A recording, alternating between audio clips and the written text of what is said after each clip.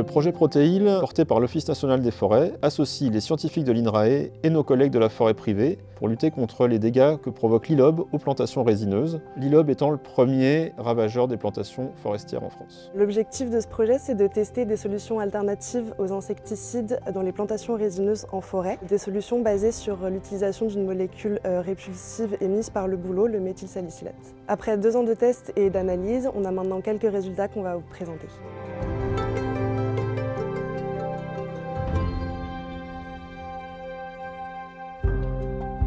L'ilobe, c'est un coléoptère qui se nourrit de l'écorce des plants résineux. Les adultes pondent dans les souches de résineux fraîchement exploitées, puis il va s'en suivre un développement larvaire à l'intérieur des souches, puis l'émergence des adultes de la génération suivante qui vont ensuite consommer l'écorce des plants résineux à disposition, notamment suite à l'installation de plants directement après la coupe sur un même site. En 2020, la forêt française était en pleine crise des scolites. Les scolites ont décimé les peuplements d'épicéas, rapidement récoltés afin de valoriser les bois et par conséquent à laisser de nombreuses souches en forêt. La volonté de reboiser rapidement ces mêmes parcelles en résineux présentait de forts risques d'attaque par les ilobes susceptibles d'aller se nourrir de ces jeunes plants. Quand on fait une plantation, on a envie qu'elle réussisse dans les meilleures conditions. Et donc le propriétaire investit de l'argent pour que sa plantation réussisse au mieux. L'ilobe peut faire un certain nombre de dégâts sur des jeunes plantations résineuses en attaquant un grand nombre de plants très rapidement. On peut perdre toute une partie de sa plantation en très peu de temps. Les moyens dont disposent les forestiers privés pour lutter contre l'ilobe, on en a 2. Le premier, c'est une solution curative, donc un insecticide, et le second, c'est la période de jachère, c'est-à-dire laisser 2 ans entre la coupe et la plantation. Pour lutter contre l'ilobe, les insecticides de la famille des néonicotinoïdes s'avéraient très efficaces, mais en raison de leurs conséquences environnementales, le choix a été fait d'interdire leur utilisation. La réglementation nous oblige à effectivement ne plus utiliser ces produits phytosanitaires. Donc l'ensemble des partenaires ont réfléchi ensemble pour trouver des solutions opérationnelles et naturelles pour lutter contre l'ilobe. Les scientifiques ont déjà mis en évidence en laboratoire des propriétés intéressantes du méthylsalicylate, qui est une molécule émise par le bouleau. Il aurait des propriétés répulsives contre les ravageurs. Il serait aussi un inducteur de défense chez les arbres. Il aurait aussi des propriétés d'attraction des prédateurs des ravageurs.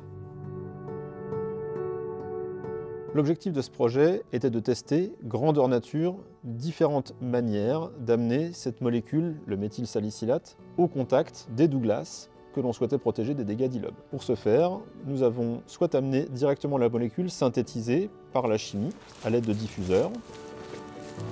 On a fait une plantation de douglas classique, donc voilà les jeunes plants qui viennent d'être installés. Et à proximité de ces jeunes plants, on a installé ici des diffuseurs.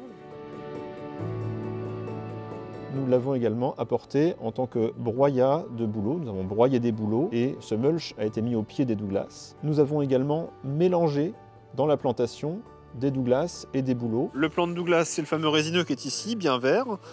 Et ici le plant de bouleau, qui est donc un feuillu qui est en train de débourrer. On voit bien les jeunes feuilles là qui sortent. En espérant que le plant de bouleau ici vienne émettre des molécules qui vont protéger le douglas contre les dégâts d'ilobe. Nous avons également contrasté ça avec 2 modalités. Un témoin qui nous permet d'avoir le niveau moyen d'attaque en l'absence de toute forme de protection et un autre niveau de référence qui est lié à l'utilisation des insecticides pour savoir quelle est quand même la capacité de ces insecticides à limiter les dégâts des ilobes.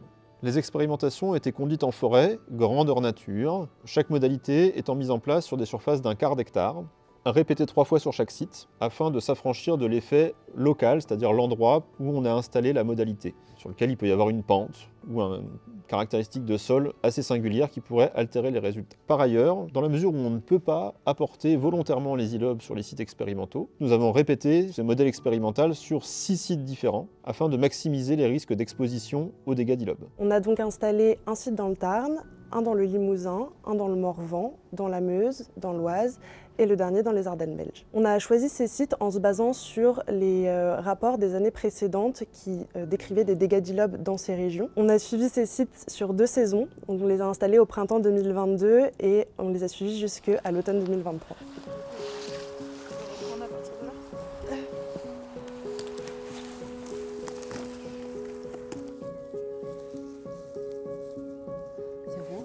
Dans cette modalité-là, on teste le mélange en bande de Douglas et de Bouleau. Donc là, ce qu'on regarde en gros, c'est les attaques qu'il y a pu avoir ce printemps-ci.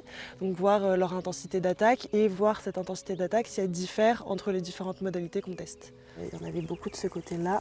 Quand il y a vraiment trop de blessures, ça peut complètement bloquer la montée des nutriments, donc du sol vers la cime, et donc ça bloque le développement de l'arbre. L'INRAE a déjà conduit un certain nombre de recherches en laboratoire et pour poursuivre ses recherches en forêt, a décidé de s'associer à l'ONF et à la forêt privée. Et c'est aussi dans un but de transfert de la connaissance qu'il y a ce genre de partenariat entre la recherche et la gestion forestière. En tant que gestionnaire, quand on a une bonne idée, qu'on souhaite la tester sur le terrain, nos moyens sont limités dans la mise en œuvre. L'ONF, l'INRAE et les autres organismes de recherche ont beaucoup plus de moyens dans la mise en place de sites expérimentaux complexes. Nous, en tant que gestionnaires forestiers, ce qu'on peut leur apporter, c'est des terrains à disposition pour la réalisation de ces protocoles expérimentaux. Le risque est pris par notre adhérent producteur qui accepte de laisser sa parcelle à titre expérimental, donc d'accepter une technique qui serait déployée et qui ne répondrait pas à ses exigences et donc de perdre son investissement. Heureusement, dans le cadre de Protéil, on a pu avoir des financements qui viennent compenser quelque peu, je dirais, le surcoût généré par l'expérimentation.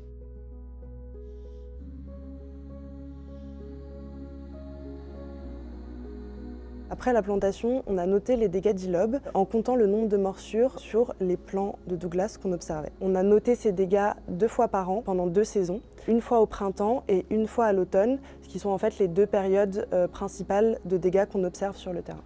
En parallèle, on a voulu mettre en place une méthode standardisée de piégeage pour réussir à estimer les populations locales d'ILOB. La période où on a le plus de dégâts sur les plants forestiers, donc c'est en ce moment, sur on va dire les premières chaleurs. Sur ce dispositif, on a besoin de connaître la pression qui est soutenue par les insectes, par les ilobes. Donc on a installé des pièges sur une grosse partie du dispositif. Ce sont des pièges à insectes classiques, ce sont des pièges qu'on installe dans le sol comme ceci. Et on y rajoute un attractif, qui est un attractif spécifique pour l'ilobe. Voilà, il est prêt à être monté. Grâce au comptage du nombre de morsures qu'on a observé sur les plants, on a pu calculer un indice synthétique d'intensité d'attaque. Et c'est cet indice en fait, qui nous a permis de comparer l'efficacité des différentes modalités qu'on a testées sur le terrain. Les relevés effectués par les techniciens sont ensuite mis dans des bases de données que nous analysons par la suite avec des logiciels et des méthodes statistiques afin de dégager un signal général associé à ces expérimentations. D'analyse de données, on part de la donnée de terrain qui est stockée dans le tableau que tu m'as fourni. Donc comme on a 9 modalités qui sont testées, ça fait un certain nombre de couples à tester. Et donc on voit là où on a des différences significatives. À l'issue des 2 saisons de notation, nous avons pu dégager un certain nombre de résultats de ces expérimentations. Tout d'abord des techniques qui n'ont pas lieu d'être transférées vers la gestion, sont inopérantes. L'apport de broyat de bouleau et la diffusion du méthylsalicylate synthétisé par la chimie. Le mélange avec les bouleaux, lui, permet de limiter un petit peu les dégâts, sans que toutefois ça apporte une forme de garantie. Ces résultats permettent d'illustrer le rôle que peut jouer le bouleau dans l'écosystème forestier, dans la limitation des dégâts des ravageurs en général. Il nous invite à creuser, à étudier plus précisément comment fonctionnent ces mécanismes et comment nous, forestiers, nous pouvons les exploiter. Ce qui fonctionne, c'est la méthode de suivi de population d'ILOB grâce aux pièges à ILOB qui permettent de capter 36% des individus qui passent dans leur rayon d'action. On a donc une méthode d'estimation des populations efficace et fonctionnelle.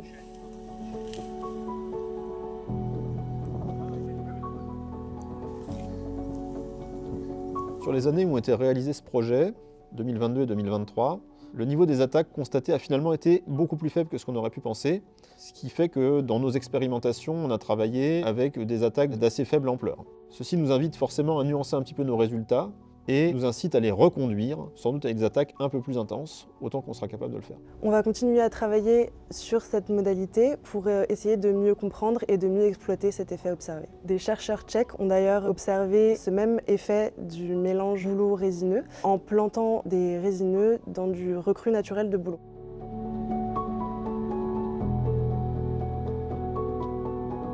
Il était fondamental que nous testions ces méthodes répulsives à base de méthylsalicylate. Les résultats obtenus sont globalement intéressants, même s'ils montrent certaines limites, notamment en cas de très forte attaque d'ILOB. Mais ils nous permettent d'imaginer d'autres solutions alternatives, notamment à partir de plants qui pourraient être traités ou de production en pépinière. Donc c'est intéressant de continuer ces travaux sur le méthylsalicylate. Le fait de pouvoir balayer certaines hypothèses de départ, c'est un résultat en soi. La réglementation avec la diminution progressive des phytocides en forêt montre qu'on a un véritable défi et qu'il faut que collectivement on soit imaginatif et solidaire pour remplir ce défi au niveau de l'ensemble des forestiers.